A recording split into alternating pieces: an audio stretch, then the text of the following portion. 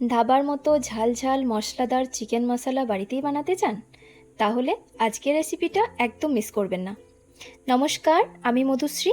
আমার চ্যানেলে আপনাদের সকলকে জানাই অনেক অনেক স্বাগত। রেস্টুরেন্টে নয়, আজ বাড়িতেই বানাবো ধাবা স্টাইল চিকেন মশলা, আর তারই সাথে সুস্বাদু ফ্রাইড রাইস। চিকেনের এই রেসিপি একবার বানালে সবাই আঙুল চেটে খাবে। চলুন তাহলে শুরু করা যাক আমাদের আজকের রেসিপি। প্রথমেই আমরা চিকেনে দেবার জন্য দুটো আলু কেটে রাখলাম। এরপর আমরা পেঁয়াজ ও একটা টমেটো একটু বড় বড় করে কেটে রাখলাম। আর একটা প্লেটে আমরা আদা, রসুন ও কাঁচা লঙ্কাও রেডি করে নিলাম। এবার একটা শুকনো কড়াইতে প্রথমে আমরা কিছু গোটা গরম মশলা ভেজে নেব, যেমন গোটা জিরে, গোটা ধনে, 4-5টা ছোটো এলাচ, দারচিনি, 4-5টা লবঙ্গ, গোটা গোলমরিচ, দুটো শুকনো লঙ্কা, দুটো তেজপাতা। এই সবগুলোকে শুকনো কড়াইতে ভেজে নেব। যখনই মশলা থেকে একটা সুন্দর গন্ধ বেরোবে তখনই আমরা ওগুলোকে একটা বাটিতে তুলে ঠান্ডা হবার জন্য রাখব। এরপর কড়াইতে সর্ষের তেল দিয়ে ওতে ওই আগে কেটে রাখা পেঁয়াজটা ভাজতে শুরু করলাম।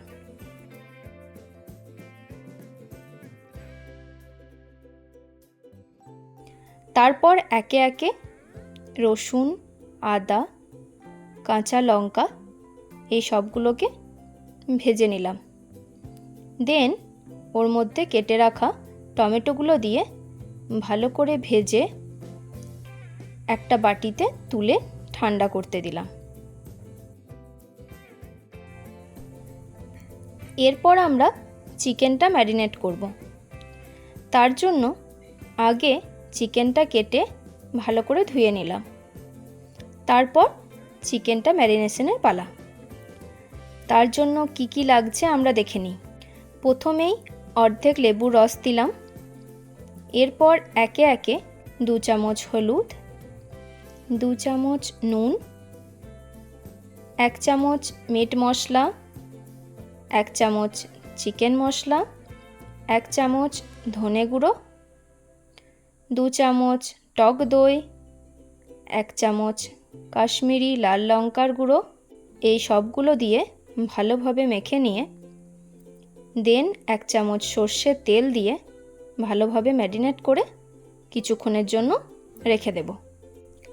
এরপর কড়াইতে সর্ষের তেল দিয়ে ওর মধ্যে প্রথমে আলুগুলো 1 চামচ হলুদ ও 1 চামচ নুন দিয়ে ভালো করে ভেজে তুলে রাখলাম। এবার মিক্সিতে ওই আগে ভেজে রাখা মশলাগুলো, যেগুলো ঠান্ডা হতে দিয়েছিলাম, ওগুলোর পেস্ট করে নেব। এবার কড়াইয়ের তেলে ওই মশলাটা ঢেলে দিলাম। দেন মশলাটা ভালো করে কষাবো। ওতে 1 চামচ হলুদ ও 1 চামচ নুন দিয়ে আবার ভালো করে কষাবো। মশলাটা ভালোভাবে কষানোর পর আমরা ম্যারিনেট করা চিকেনটা ঢেলে দেব। তারপর চিকেনের সাথে ভালোভাবে কষাবো। এরপর ভাজা আলুগুলো দিয়ে আবার কষাবো।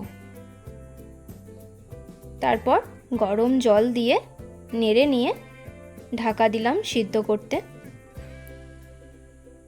কিছুক্ষণ পর ঢাকা খুলে আরেকবার নেড়ে নিয়ে ধনেপাতা কুচি ছড়িয়ে দিলাম।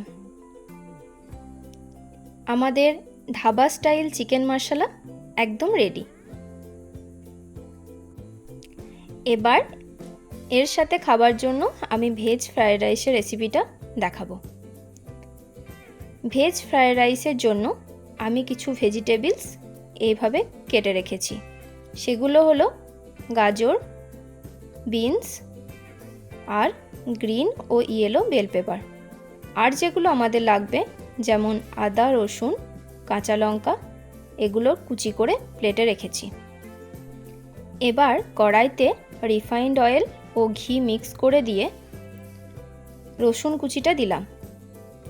রসুনটা লাল লাল করে ভাজা হয়ে গেলে আদা কুচি দিয়ে দিলাম।